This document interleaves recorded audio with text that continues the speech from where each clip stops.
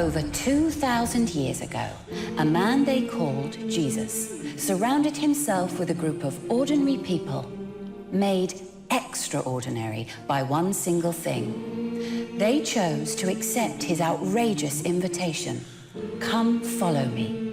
And then, before their very eyes, this Jesus lived, died, was buried, and then miraculously resurrected. His resurrection wasn't just a miracle meant to baffle and silence the leaders that killed him. His resurrection set off an explosion still reverberating today. The resurrection, or in other words, Easter, means a new order of things had begun. Creation would be no longer bound by the hopelessness of death and despair.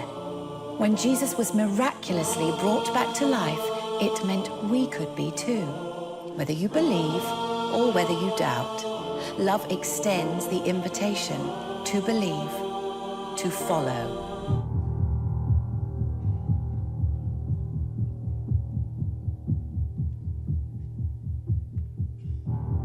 After Jesus was crucified, his friends, who had followed him faithfully, even unto death, laid him in a tomb.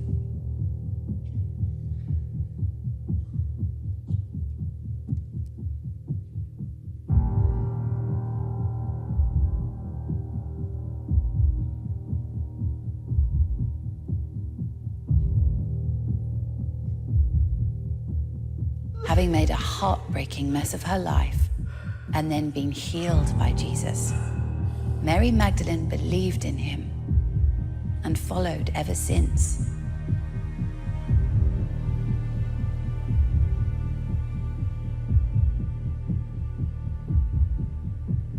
Although he was chosen and called a disciple, Thomas had his doubts.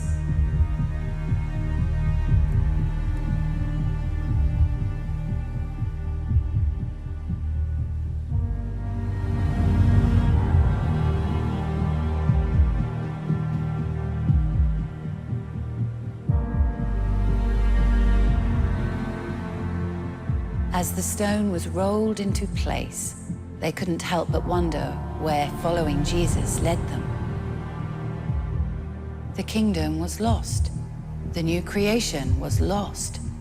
Everything they had believed in seemed to have come to a sudden and definitive stop. Or had it?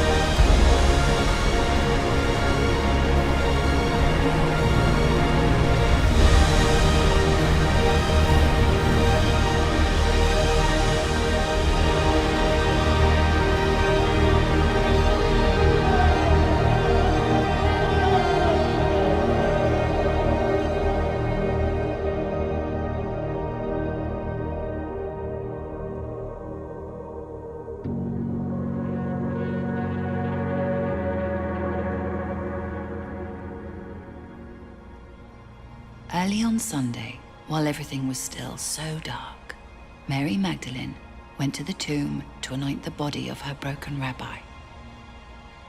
But when she arrived, she found the unthinkable. The stone had been moved.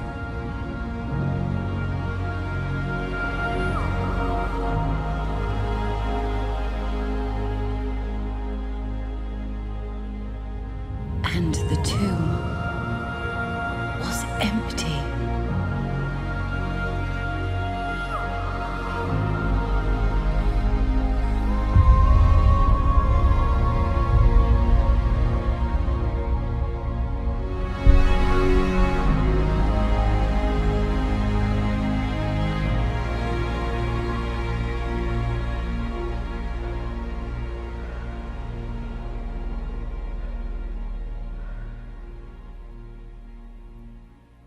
And then a man appeared asking, "Woman, why do you weep?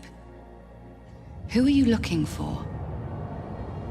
Thinking that he was the gardener, Mary said, "Sir, if you took him, tell me where you put him so I can care for him." The man replied, "Mary." "It is me."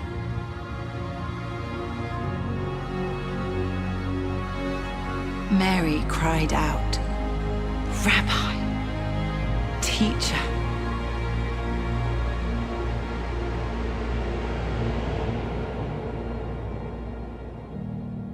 After his resurrection, Jesus appeared to his disciples many times. All this so that they would truly believe, so that they would truly follow. That first night, the disciples were gathered together with the doors locked, fearing for their lives. With Jesus' body missing, they knew his killers would be looking for them.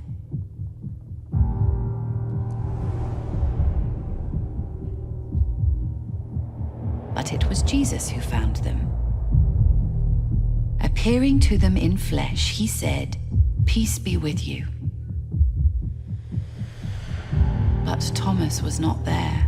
He missed the whole thing. When he heard what had happened, Thomas couldn't take it in.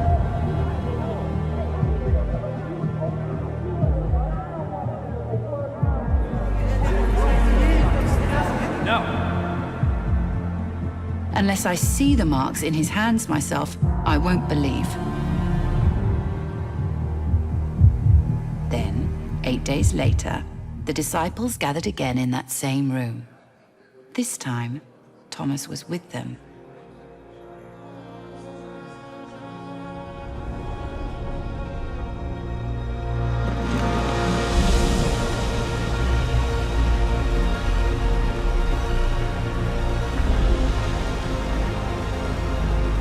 Jesus appeared again. With his eyes fixed on Thomas, he offered his hands. "Go ahead. Don't be unbelieving. Believe." Thomas cried out, "My Master, my God." Jesus replied, "You believe because you've seen with your own eyes. Even better blessings are in store for those who believe without seeing."